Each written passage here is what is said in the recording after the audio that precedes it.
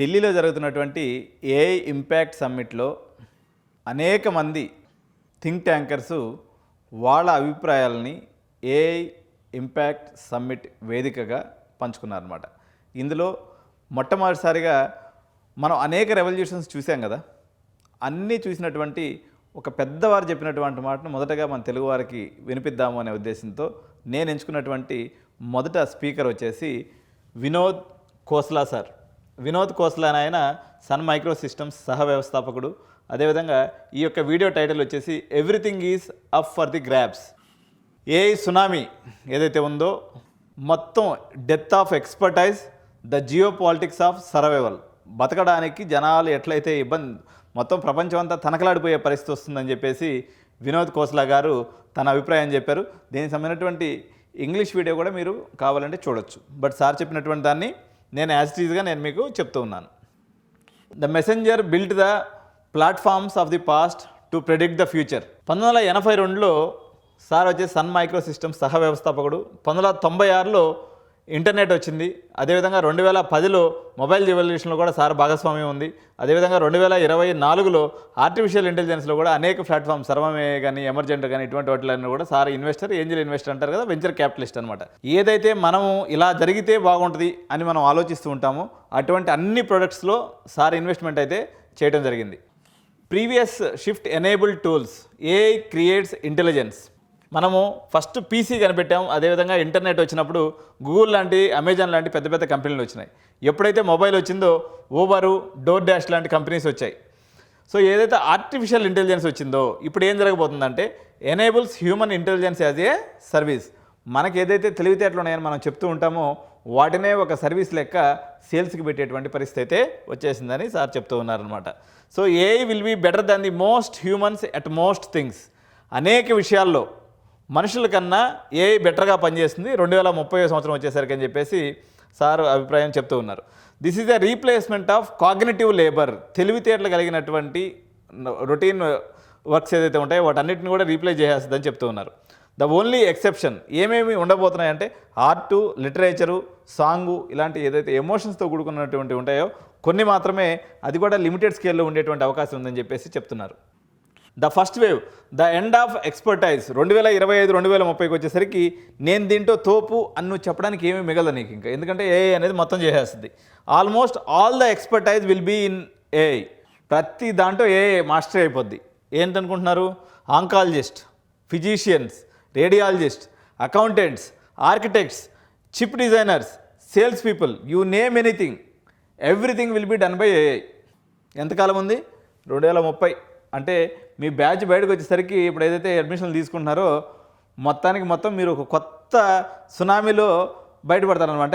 మీరు మామూలుగా ఇంజనీరింగ్ కాలేజీలో నుంచి లేకపోతే మీరు యూజీ కాలేజీలో నుంచి బయటకు రావడం అంటే జస్ట్ అప్పుడే పుట్టిన పసిబిడ్డలు లాంటి వాళ్ళు అనమాట, ఏది జాబ్ మార్కెట్ పరంగా.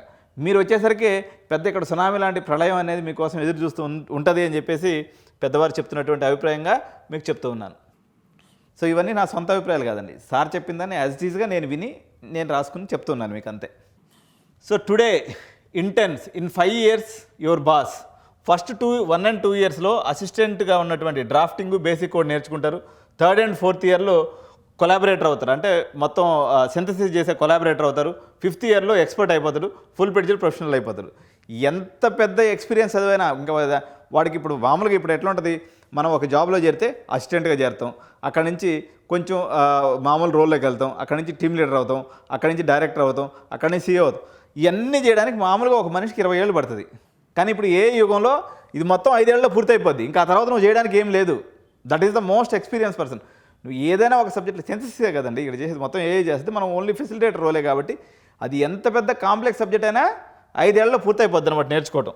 We are building 30 some professional workers, they are all start as an intense. The second wave, infinite physical labour. ఇప్పుడు మనం వరికాతలో పొలం వేయాలన్నా, ఒక అటెండర్ దొరకాలన్నా, ఒక చిన్న చిన్న పనులకి మనుషులు కావాలన్నా మస్తు ఇబ్బంది కదా. 2030-35 వచ్చేసరికి, 35 సంవత్సరం వచ్చేసరికి మనకు అసలు లేబర్ కొరత అనేదే ఉండదు. అందరూ ఖాళీయే, ఎవడు కావాలన్నా పిలిస్తే వస్తారు పని ఉంటే, కానీ పని ఏమి ఉండదు. రోబోట్స్ రీప్లేస్ డ్రైవర్స్ ప్లేస్లో మొత్తం రోబోట్స్ వచ్చేస్తారు. ఎప్పటికి? 2025 వచ్చేసరికి. 2030 వచ్చేసరికి మొత్తం అసెంబ్లీ, ఫాము, కిచెను, పొలంలో పనిచేయడానికి రోబోట్సే, కిచెన్లో పనిచేయడానికి రోబోట్సే, మెకానికల్ పనిచేయడానికి రోబోట్సే, మొత్తం రోబోట్స్ ఆక్యుపై చేస్తే 2030 కల్లా. సో 2040 వచ్చేసరికి రోబోట్స్ మాస్టర్ ప్రెసిషన్. ఉదాహరణకి ఒక గుండె జబ్బు ఆపరేషన్ చేయాలన్నట్లయితే ఎంతో అనుభవం, ఎంతో తెలివితేటలు, ఎంతో ఎంపతి, ఎంతో లాజికల్ స్కిల్, ఎంతో ప్రెసిషన్ అవసరం. అటువంటి దాన్ని కూడా 2040 వచ్చేసరికి మొత్తం రోబోట్స్ గుండె నిప్పదీసి గుండె స్టంట్ వేసి శుద్ధంగా ఇంటికి పంపించేస్తుంది అనమాట మనిషిని. ఇక డాక్టర్లు ఏం చేయాలా, చూస్తా కూర్చోవాలి స్క్రీన్ ముందు అంతే. సో హ్యూమన్ లేబర్ కాస్ట్ ఏదైతే ఉందో ఇప్పుడు $20 per hour ఉందండి. ఓకే, అంటే 2000 రూపాయలు పర్ గంట కంటే ఇది అమెరికన్ లేబర్ కాస్ట్, మన దగ్గర వేరే ఉంటుంది అనుకోండి. జస్ట్ యూఎస్ పాయింట్ ఆఫ్ వ్యూలో చెప్తున్నాను అనమాట. సో మనకి ఏదైనా మనకి ఎవరైనా మన సాఫ్ట్వేర్ ఇంజనీర్ పనిచేస్తారు కదా, పర్ అవర్ బిల్లింగ్ ఎంత ఉంటుందంటే 2000 ఉంటుంది. సో అది 2025కి వచ్చేసరికి ఎంత అవుద్ది, $2 per hour. అంటే మన ఇండియా కాస్ట్కి వచ్చేస్తుంది అమెరికా ప్రమాణాలు కూడా. మనం ఇప్పుడు అమెరికాలో ఎంత ఇస్తాం, ఇండియాలో ఎంత ఇస్తాం గంటకి సహజంగా. ఇప్పుడు మనకు ఒక 20,000 శాలరీ పెట్టుకుంటే మీకు గంటకు వచ్చేసి 100-150 రూపాయలు పడుతుంది అనుకుంటా అంతే. 1000 రూపాయలు అంటే అంతే 150-200 రూపాయలు పడుతుంది. అంటే 20 రూపాయలకి 30 రూపాయలకే మనుషులకి దొరికిపోతారు చీప్ లేబర్. రోబోట్స్ మనకి ఏ పనైనా $2 ఖర్చు అయితే అయిపోద్ది. ఇండియాలో పరంగా తీసుకున్నట్లయితే మనకు మహా అయితే గంటకి ఒక 20 రూపాయల్లో పని అయిపోద్ది అనుకోండి. గంట సేపు ఆపకుండా రోబోట్ పని చేస్తే 20 రూపాయలకి మనకి అడ్జస్ట్మెంట్ చేసుకోవచ్చు. ఇది అమెరికన్ కలర్స్లో ఉంది, మన దగ్గరికి వచ్చేసరికి అది ఇంకా చీప్ అయిపోద్ది. So the economic of abundance, productivity అమాంతం పెరిగిపోద్ది. ఎందుకంటే రోబోట్స్ 24/7 పనిచేస్తూనే ఉంటాయి కదా. కానీ కాస్ట్ ఆఫ్ సర్వీస్ ఏమో నేలకు పడిపోద్ది. అంటే వస్తువుల ధరలు పాతాళానికి, ప్రొడక్టివిటీ మాత్రం ఆకాశానికి. ఎందుకంటే మ్యాన్ పవర్ కొరత వల్ల, అదేవిధంగా మనిషికి ఫెడిక్గా ఉంటుంది, అలసిపోతుంటాడు కాబట్టి ఎక్కువసేపు పని చేయలేరు. కాబట్టి మనం రోజుకి 8 గంటలే పని చేయించుకుంటాం ఎవరైనా వర్కర్స్ చేత కానీ ఏదైనా కానీ. కానీ ఎప్పుడైతే రోబోట్స్ 24 పని చేస్తావో 4 రెట్లు ప్రొడక్టివిటీ పెరుగుతుంది. కానీ సర్వీసెస్ కాస్ట్ మాత్రం దారుణంగా పడిపోద్ది. వార్నింగ్ ఇక్కడ ఏంటి అంటే ఐటీ సర్వీసెస్ ఏదైతే ఉన్నాయో ఇవి మొత్తం చచ్చిపోబోతున్నాయి, ఇందులో సెకండ్ థాట్ అనేది లేదు అనేసి సార్ చెప్తున్నటువంటి మాట. So the Indian economic engine halts. మొత్తం భారతదేశం ఇప్పుడు సర్వీసెస్ సెక్టర్ మీద చాలా పెద్ద ఎత్తున ఆధారపడి ఉంది. ఇది మొత్తం కూడా ఒక స్టాల్ పొజిషన్కి వచ్చేటువంటి పరిస్థితి ఉందని చెప్తున్నారు. ఒక కఠినమైనటువంటి సత్యం ఏంటి అంటే ఐటీ సర్వీసెస్ మరియు కాల్ సెంటర్ సర్వీసెస్ మొత్తంగా చుట్టి సముద్రంలో వేసినట్టు అయిపోతాయి. ఏ ఉద్యోగం ఒకటి కూడా మిగిలే అవకాశం లేదట. The labour arbitrage model selling cheap human time is obsolete when a labour is near free. ఇప్పటి వరకు భారతదేశానికి ఉన్నటువంటి అతిపెద్ద అసెట్ ఏంటి అంటే యంగ్ జనరేషన్ ఉన్నటువంటి, తక్కువ వయసు ఉన్నటువంటి, ఒక 30-32 ఏళ్ళు యావరేజ్ వయసు ఉన్నటువంటి వ్యక్తులు భారతదేశం నిండా 40% మంది 50% మంది ఉన్నారు. దీంతో మనం ఇప్పుడు దాకా ఏంటంటే మ్యాన్ పవర్ని ఎక్స్పోర్ట్ చేసి లాభాలను ఆర్జిస్తూ వచ్చాం. మనకు ఉన్నటువంటి అడ్వాంటేజ్ పోతుంది. ఎందుకు పోతుంది? లేబర్ ఆర్బిట్రేజ్ ఏదైతే ఉందో, మోడల్ ఏదైతే ఉందో, చీప్ హ్యూమన్ టైంని మనం ఇప్పుడు దాకా అమ్ముతూ వచ్చాం కాబట్టి ఏ లేబర్ అనేది మనకు ఫ్రీగా అయిపోద్ది పని. ఒక ఏజెంట్కి ఏని బిల్డ్ చేసినా, ఒక బోట్ని తయారు చేసినా, ఒక రోబోట్ని తయారు చేసినా అది చేసుకుంటూనే ఉంటుంది పని. మనం ఇంకొకరికి అమ్మాల్సిన అవసరం ఉంది. అందుకనే ఇప్పుడు ప్రపంచ దేశాలన్నీ బాబు మీరు వస్తే గుంపులుగా వస్తారు, మా దేశానికి రావద్దు, మేము రోబోట్ల చేత, బోర్డ్స్ చేత, ఏజెంట్కి చేత పని చేయించుకుంటాం, వర్క్ఫ్లో ఇచ్చుకొని, మీతోటే మాకు అవసరం లేదని వెళ్ళగొట్టడానికి ఇది ఒక కారణం. మొత్తం మీద ఐటీ స్టాక్స్ అన్నీ కూడా ఒక 20% ఒక సంవత్సరానికి 10-20% వచ్చిన డిక్లైన్. అంటే మీ దగ్గర ఒక 1000 రూపాయల స్టాక్ ఉందనుకోండి, ఒక స్టాక్ వాల్యూ, సంవత్సరానికి 20% అంటే 200 పోతుంది. 5 ఏళ్ళు వచ్చేసరికి మీ దగ్గర గుండుసున్న అవుతుంది. ఎవరైనా మన వాళ్ళు మిడిల్ క్లాస్లో స్టాక్స్ పెట్టుకుని ఉంటే వాటిని శుద్ధంగా అమ్మేసేయండి, ప్రశాంతంగా ₹1 చేసుకుని ఉండండి తప్ప ఐటీ స్టాక్స్ మీద పెట్టే టైం అయితే కాదు ఇది. The pivot from services to product. భారతదేశం ఇప్పుడు ఏం చేయాలా? ఓల్డ్ మోడల్ ఏంది? హ్యూమన్ లేబర్ని ఎక్స్పోర్ట్ చేసేవాళ్ళం. భారతదేశానికి తెలిసినటువంటి ఇది వెనతో పెట్టిన విద్య. కొన్ని ఏళ్ళ నుంచి మనం సప్లై చేస్తూనే ఉన్నాం ప్రపంచానికి జనాల్ని. ఇప్పుడు న్యూ మోడల్ ఏం చేయాలి? ఎక్స్పోర్టింగ్ ఏ ప్రొడక్ట్స్ ఏదైతే ఉన్నాయో, అది క్వాంటమ్ ప్రొడక్ట్స్ కానివ్వండి, సెమీ కండక్టర్స్ కానివ్వండి, రేర్ ఎర్త్ మెటల్స్ కానివ్వండి, మనము ఎక్స్పోర్ట్ చేసే స్థాయికి ఎదిగితే తప్ప ఇది ఈ యొక్క రాబోయే సునామీ నుంచి బతికి బట్టకట్టలేదని చెప్పేసి సార్ యొక్క అభిప్రాయంగా ఉంది. సో ద మ్యాండేట్ 250 మిలియన్ల students must stop looking for BPO jobs, build the Flipkart of AI. ఏదైనా ఉన్నటువంటి మోడల్నైనా సరే మీరు మార్చి ఏఐ ద్వారా దాన్ని మళ్ళీ డెవలప్ చేసి అలాంటి మోడల్స్ ఏదైనా క్రియేట్ చేస్తే తప్ప చేసి ప్రపంచానికి అమ్మగలిగే అంత స్థాయి మన నిపుణులు అందుకుంటేనే మనకు సర్వైవల్ ఆఫ్ ది ఫిట్టెస్ట్ అనేటువంటిది జరిగే అవకాశం ఉంది. The two front war. So మనకి సోవరెయిన్ మోడల్స్ ఏదైతే ఇండిజినియస్ లేదా సోవరెయిన్ మోడల్స్ ఏదైతే ఉన్నాయో వీటిని బిల్డ్ చేయాల్సినటువంటి అవసరం ఉంది, పర్టికులర్గా డిఫెన్స్లోను మరియు కల్చర్లోను. సర్వం ఫర్ ఇండియా, అదేవిధంగా ఏ దేశానికి ఆ దేశం కూడా ఇండిజినియస్ మోడల్స్ చేసుకునేటువంటి పరిస్థితి ఉంది. సకనా అని చెప్పేసి జపాన్లో కూడా ఇటువంటి మోడల్ అనేది ఒకటి రావడం జరిగింది. నేషనల్ స్ట్రాటజీ రిక్వైర్మెంట్స్ ఏమున్నాయంటే ఇవన్నమాట. Application dominance, utility and export. మనం వాడుకోవాలి, ముందు మనం చేసినటువంటి ప్రోడక్ట్ని భారతదేశం లాంటి పెద్ద దేశం కాబట్టి 140 కోట్లు 150 కోట్ల మంది జనాభా ఉన్నారు కాబట్టి ముందు మనం వాడుకునేటువంటి సిస్టమ్స్ మనం డెవలప్ చేసుకోవాలి, చేసినటువంటి సిస్టమ్స్ మరియు ఎక్స్పోర్ట్ కూడా చేయాలి. We don't need to invent the internet to build Amazon. ఇప్పుడు మనం కొత్తగా ఇంటర్నెట్ లాంటి కనిపెట్టే పరిస్థితి లేదు, మనం మరో అమెజాన్ కంపెనీని సృష్టించాల్సినటువంటి అవసరం కూడా ఫ్యూచర్కి లేదు. So fewer jobs better lives. కొన్నే ఉద్యోగాలు ఉంటాయి, కొంతమందికే జీవన ప్రమాణాలు బాగుంటాయి. ట్రెడిషనల్ జాబ్స్ అన్నీ కూడా కొట్టుకుపోతాయి. యూనివర్సల్ సర్వీసెస్ అయినటువంటి హౌసింగు, ఫుడ్, హెల్త్ కేరు బస్తు చీప్ అయిపోద్ది. ఒకప్పుడు ఇప్పటిలోకైనా సరే మనం ఒక ఎండీ డాక్టర్ని కలవాలంటే హైదరాబాద్లో 1000 రూపాయలు, అంతే కదా, 1000, 800, 500 లీస్ట్ ఫీజు ఏదైనా జనరల్ ఫిజిషియన్ అనుకున్నా. మీరు ఒక 10 ఏళ్ళ తర్వాత ఎంత ఉంటుంది అనుకున్నారు? 100 రూపాయలు ఇస్తే సర్వీస్ దొరికిపోద్ది, 50 రూపాయలు కూడా దొరుకుతుంది. డాక్టర్లు చదవాలనుకున్నటువంటి వాళ్ళు ఒకసారి ఆలోచన చేసుకోండి ఏందనేది పరిస్థితి. Policy must shift to redistribution. If there is an infinite production, redistribution creates a high minimum standard of living. Free housing, free food, free health care. ఎందుకంటే హౌసింగ్ కట్టాలంటే మనకు మెయిన్ సమస్య ఏంది? లేబరే. రోబోట్లు ఇల్లు కట్టేసేటప్పుడు ఇల్లు ఎంత పడుతుంది? 3-4 లక్షలు అయితే ఇల్లు తయారైపోద్ది, 3 లక్షలకి అయిపోద్ది నాకు తెలిసి ఒక డబుల్ బెడ్రూమ్ హౌస్. మ్యాన్ పవర్తో పని లేనప్పుడు ఏముంది, ఇసుక సిమెంట్ సున్నం వేసేస్తే అయిపోయేది, ఇల్లు అయిపోయాయి. సో ఇప్పుడు అగ్రికల్చర్లో మనకు మెయిన్ లేబరే సమస్య. మొత్తం రోబోట్లు పండించేటప్పుడు పుట్టొడ్లు ఇప్పుడు మనం దగ్గర 18,000 16,000 అమ్ముతున్నాయి, రేపు పొద్దున 10,000కి పడిపోతాయి, ఎందుకంటే లేబర్తో పని లేదు. సో ఈ అన్ని దిక్కల్లా ప్రాబ్లమే. హెల్త్ కేర్ కూడా ఏమవుతుంది, నేను చెప్పిన 1000 రూపాయలు ఉన్నటువంటి డాక్టర్ 100 రూపాయలు చేయాలి. ఎందుకంటే నీకన్నా ఆన్లైన్లో పోతే చాట్ జీపీటీ లాంటివో లేకపోతే జెమినీ లాంటివో క్లాడ్ లాంటివి పర్ఫెక్ట్స్ లాంటివి ఇంకా బ్రహ్మాండమైనటువంటి ఐడియాస్ ఇస్తాయి, మొత్తం నువ్వు డయాగ్నోసిస్ మొత్తం కూడా చేసి పెట్టేస్తున్నాయి. So geopolitical reality. ప్రపంచంలో ఇద్దరే ఇప్పుడు ప్రస్తుతానికి డాన్స్. ఒకటి యూఎస్ఏ, వాళ్ళు ప్రైవేట్ క్యాపిటల్ అండ్ ఇమిగ్రేషన్ మీద వాళ్ళ ఎకానమీ మొత్తం ఆధారపడింది, ఇన్నోవేషన్ బేస్ మీద ఆ దేశం నడుస్తుంది. సో ఇన్నోవేషన్తో పాటు ఎగ్జిక్యూషన్ బేస్ మీద చైనా నడుస్తుంది. Inter state directed 5 years plans to win AI and robotics. China artificial intelligence, robotics, semiconductors, rare earth metal స్ట్రాటజీని 20 ఏళ్ల క్రితం డిజైన్ చేస్తే మనం ఇప్పుడిప్పుడే మొదలు పెడుతున్నాం. ఏది తప్పటడుగులు వేస్తూ ఉందన్నాడు భారతదేశం. దీనివల్ల ఏం జరగవచ్చు? ఇఫ్ ఇండియా డజంట్ క్యాచప్, ఇప్పుడు కానీ మనం వేగం అందుకోలేకపోతే it risks permanent geopolitical weakness. ప్రపంచంలో మనము బలహీనమైనటువంటి దేశంగా మిగిలిపోవాల్సి వస్తుంది. ఇది చాలా బాధాకరమైనటువంటి విషయం, కానీ ఉన్నదాన్ని ఉన్నట్టుగా మనం యాక్సెప్ట్ చేయవలసిందే. ఇది డైజెస్ట్ చేసుకోను.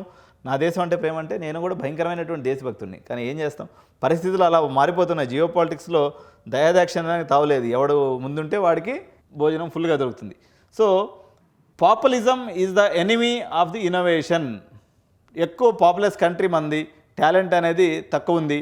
So 40% of US GDP growth comes from innovation economy. Innovation economy నుంచి 40% గ్రోత్ అనేది వస్తుంది మనకి. సో అమెరికాకి జరగబోయే నష్టం ఏంటంటే H1B destroys the brain circulation that fuels growth. Innovation is driven by interchange of talent. ఒక దేశంలో ఇన్నోవేషన్ జరగాలని, చైనా ఎక్సెప్షన్ అనుకోండి, జనరల్గా ఇన్నోవేషన్ జరగాలంటే ఇంటర్చేంజ్ ఆఫ్ టాలెంట్ అనేది మనం గ్లోబ్ వైజ్గా తిరుగుతూ ఉండాలి. సో అటువంటి ఇమిగ్రేషన్ మీద ఇప్పటి వరకు బలపడినటువంటి అమెరికా దేశం సో ఇప్పుడు వద్దు పొమ్మని అంటూ ఉంది. దానివల్ల సోషల్ మీడియా నాయిస్లో ఏమో మాగా మూమెంట్ అని వచ్చింది, make America great again.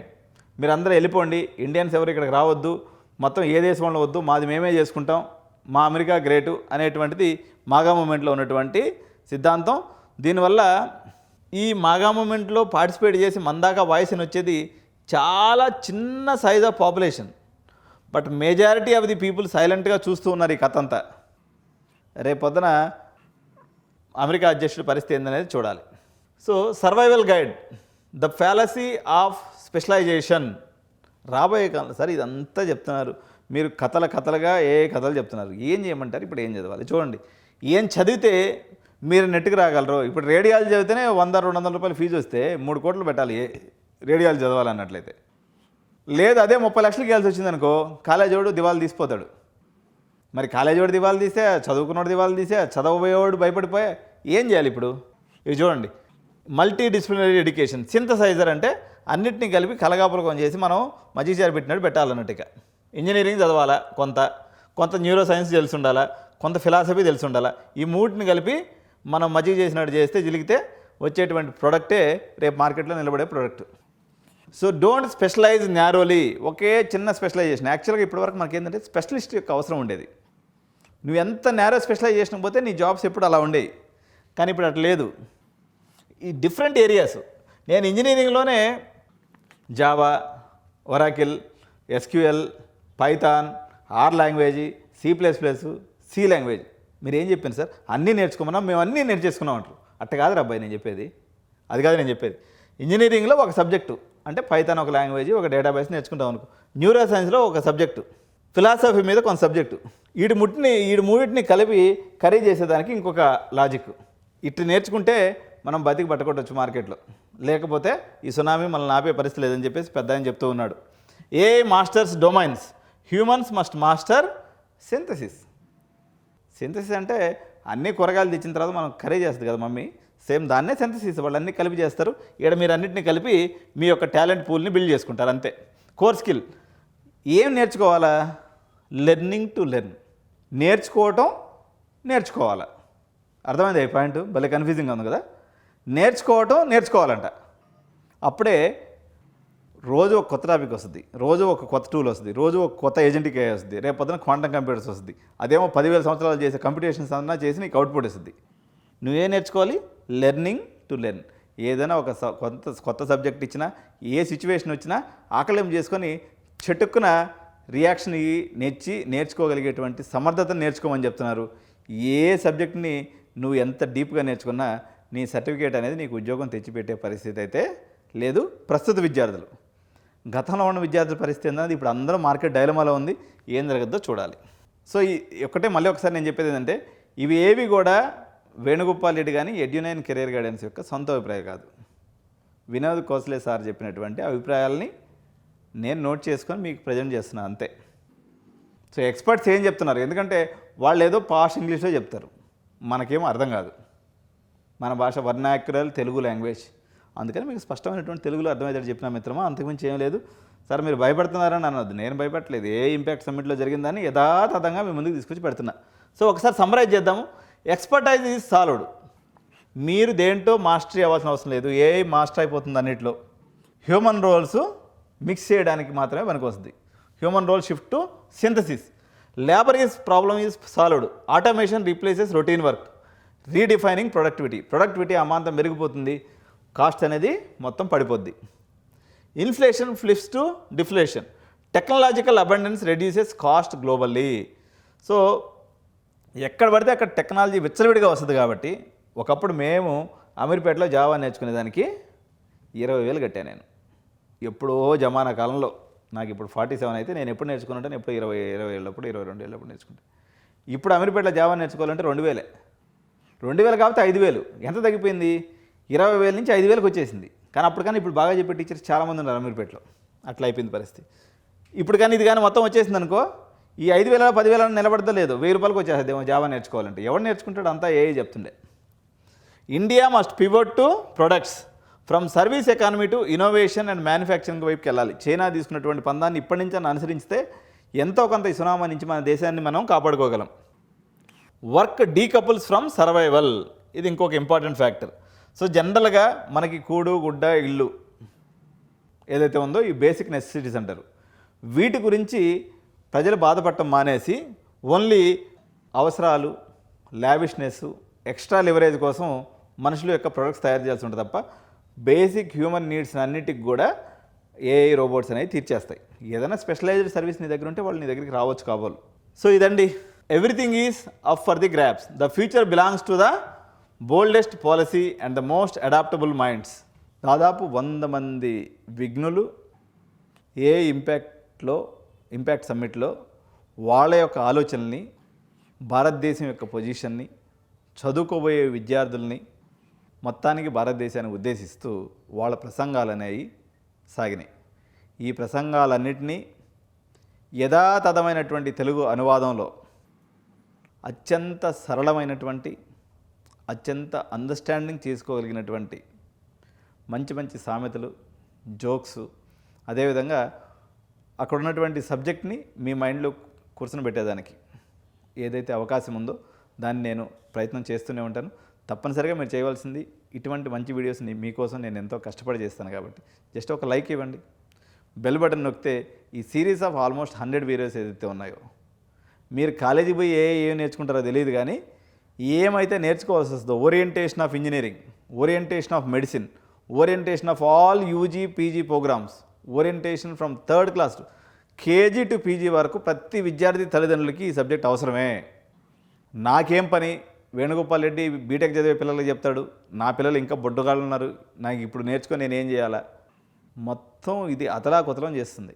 Covid వచ్చినప్పుడు మనం అందరం ఏం చేసాం, కోవిడ్ ఏ రకంగా వచ్చింది, దానికి ముక్కులో ఏం వేసుకోవాలి, అదేం వేసుకోవాలి, అల్లం ఏం వేసుకోవాలి, ఇదేం వేసుకోవాలి, నిమ్మకాయ వేసుకోవాలి, పసుపు వేసుకోవాలి, ఎన్ని రీసెర్చ్లు చేసాం. ఎందుకంటే కోవిడ్ వస్తే పోతారని భయపడింది కాబట్టి. కోవిడ్ వస్తే 1% 2% పోతారు. దీంట్లో displacement of human economic situations అనేవి చాలా డ్రాస్టిక్గా జరిగే అవకాశం ఉంది కాబట్టి irrespective of where you are, whatever childrens are doing, nothing. ప్రతి ఒక్కరూ ఈ సబ్జెక్ట్ని ఏం జరుగుతుంది అన్నట్టు ఈనాడు పేపర్ ఎవరైతే చదువుతారో, 9 గంటలు ఈటీవీ న్యూస్ ఎవరైతే చూస్తారో, అసలు ఎవరైతే న్యూస్ ఛానల్స్ పెట్టుకొని ఏదో ఒక ఇన్ఫర్మేషన్ చూస్తారో మనకి చాలా విషయాలు వస్తూ ఉంటాయి. ఏదైతే పనికిమాలిన విషయాలు ఉంటాయి అన్నమాట. వాళ్ళు ఇల్లు పెట్టుకున్నారు, ఇదైంది, అదైంది, ఆడిట్ చచ్చిపోయింది, ఎందుకంటే మనకి న్యూస్ ఇది మన జీవితాన్ని ఇంపాక్ట్ చేయబోయినటువంటి న్యూస్. సో ఇటువంటి మంచి న్యూస్ని మీకు ఎప్పటికప్పుడు ప్రజెంట్ చేస్తుంది కాబట్టి ఎడునైన్ సబ్స్క్రైబ్ చేసుకోండి, లైక్ చేయండి, అదేవిధంగా బెల్ బటన్ నొక్కితే ఇటువంటి సిరీస్ ఆఫ్ వీడియోస్ మీ కళ్ళ ముందుకు ఎప్పటికప్పుడు వస్తూ ఉంటాయి. Thank you so much. జై హింద్, జై భారత్.